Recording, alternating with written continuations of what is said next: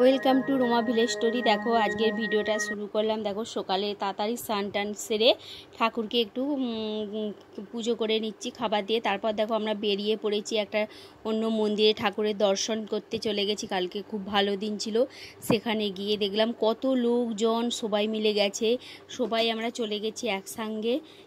তারপর দেখো সেখানে শ্রী গোবিন্দর দেখা পেয়ে গেলাম, দর্শন করে নিলাম। লোকজনের খুবই ভালো লেগেছিল, জায়গাটা মানে খুবই সুন্দর। দেখো এখানে তোমার দাদা ভাইও বসে আছে, তারপর আমাদের দুটো ছেলে গেছে, মা গেছে, বোন গেছে, তারপর আমার দুটো পিয়াস কুশল গেছে, সবাই মিলে গেছি, খুব ভালো লেগে গেছে। আমি প্রথমবার এই জায়গায় গেলাম, গিয়ে আমার এত ভালো লেগেছে। এই দেখো ঠাকুর দেখো এখানে।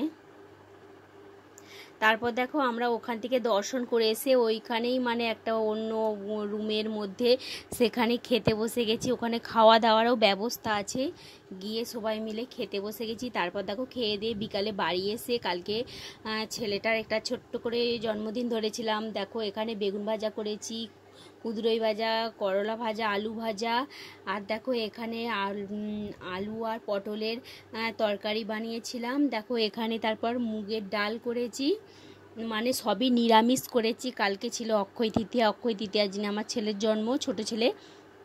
তারপর দেখো এখানে চাটনি করেছি, পাঁপড় করেছি, নিরামিষের মধ্যেই চলছে। তারপর হয়ে গেছে। তারপর এখানে দেখো সব মানে আশীর্বাদ করে দিচ্ছি ছেলেকে, একটু চন্দন পরিয়ে একটু আশীর্বাদ, ধান দুল্প দিয়ে আমাদের বাঙালির ঘরে আশীর্বাদ করে দিচ্ছি। তারপর দেখো ওকে সাজিয়ে গুছিয়ে সব খেতে দিয়েছি। ভিডিওটা কেমন লাগলো, আমি ছোট করেই ভিডিও বানিয়েছি, বেশি বড় নয়। যদি ভালো লেগে থাকে তো একটা লাইক করো, কমেন্ট করো, সাবস্ক্রাইব করো, আমাদের পাশে থেকো। আমি ভিডিওটা এখানেই শেষ করতে